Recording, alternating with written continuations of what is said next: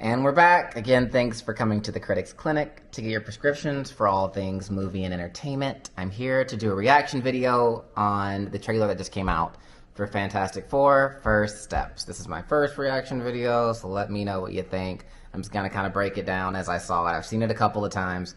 Wanted to tell you what I thought about it, what I liked, what I didn't like, what I'm expecting, what I'm not expecting, some of my theories. We'll go from there. As always, hit the button below to subscribe if you want to see more of my videos. Comment, like, go to my other videos, do the same thing. Okay, so now for the trailer, I'm going to break it down like I do really for any of my movie reviews, because that's all I know to do right now, and I'm seeing what works best. I'd say for the first thing, for the cast and crew, a lot of big names. Pedro Pascal playing Richard Reed, you know, the most intelligent man in the Marvel Universe. He's everywhere, so he's been in everything. Everyone knows him. I'd say, looking at him, at first I was very skeptical, because I'm like, he's getting a little long in the tooth to play this role. But I would say he's convincing. I'm excited to see what he does with this. I'd say Vanessa Kirby, she's playing Sue Storm. I'm super familiar with her in some of the other movies, the Mission Impossible movies. She does great in those. She always has this sultry, she usually plays like a villain vibe, so I'm very interested to see her play the hero. She looks great in the role. She looks aesthetically like Sue Storm, so I have no real notes about that. Joseph Quinn, he's been in everything recently, in A Quiet Place. We all know him originally from Stranger Things. He's blowing up this year as well.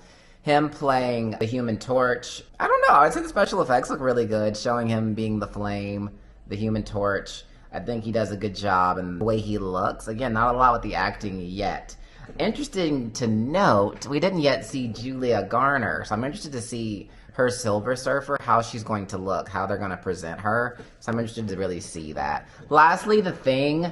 I know that this could just be me, and maybe I'm a little hard on this one, because Fantastic Four is probably one of my favorite Marvel franchises. He looked a little artificial to me. Was that just me in the trailer? And they showed him a lot. They actually had significant scenes with him. I was nervous to see how synthetic he looked. Maybe they should have gone with CGI on this one, but it looks like he's actually wearing a full bodysuit with some type of overlay. But it was, well, I'll give it a chance in the movie. We'll see how it goes. In terms of the plot, I think that's the big thing people want to see from these reviews, from these reactions, from these trailers, because there's not a lot around this movie. With all of the publicity, they definitely make it seem like it's taking place in the 40s, in the 50s, that kind of thing.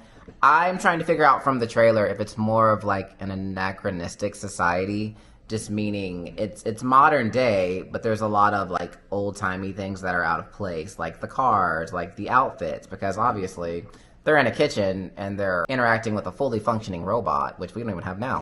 So I would say from that standpoint, I'm not really sure if it's taking place in the past or if it's taking place in a present day alternate reality with again, just out of place things from what we would consider being different times, where they've spent more time developing their technology in other areas, which could be like space travel, things like that, just other technology, and they didn't focus so much on cars or things like that. So I'm interested to see what the actual plot is. They don't give a lot away in the trailer. They show them all coming into their house, Sue Storm and Reed Richards, and they're just there showing someone around, things they're talking to a robot.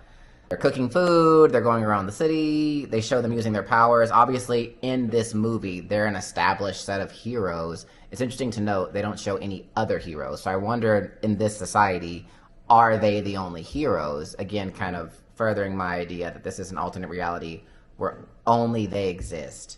Very different from the universes, the other kind of parallel societies we've seen in other Marvel movies. I think it's its own standalone society. Further going back to that idea is towards the end, Galactus shows up, or just the shadow of him shows up over the city. And again, they don't show Silver Surfer. I wish they did. I just want to get a look at how she's going to look. But Galactus shows up. I wonder if this is not even an alternate reality, but this could potentially be a previous reality.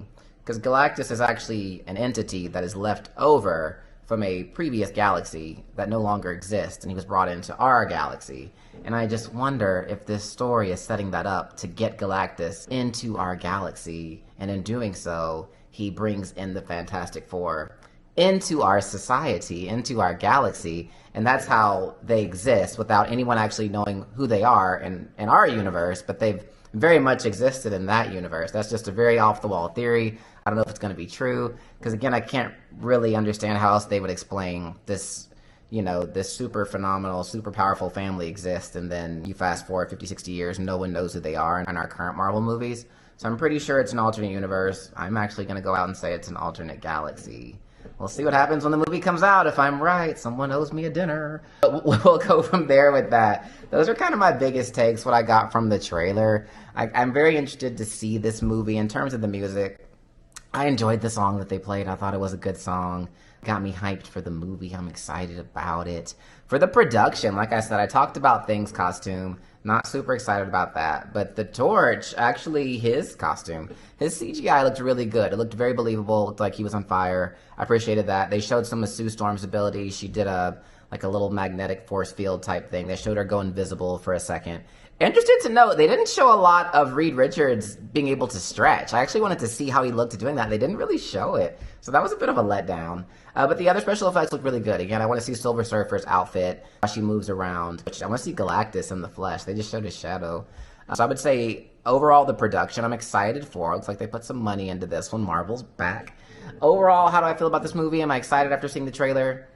Absolutely. I'm a huge Marvel DC fan overall. I'm a huge Fantastic Four fan, one of my favorite franchises that's been let down time and time again, live action. So I'm really excited for this one. Hopefully Pedro Pascal, who's the king of all movies for some reason right now, hopefully he can bring this one home.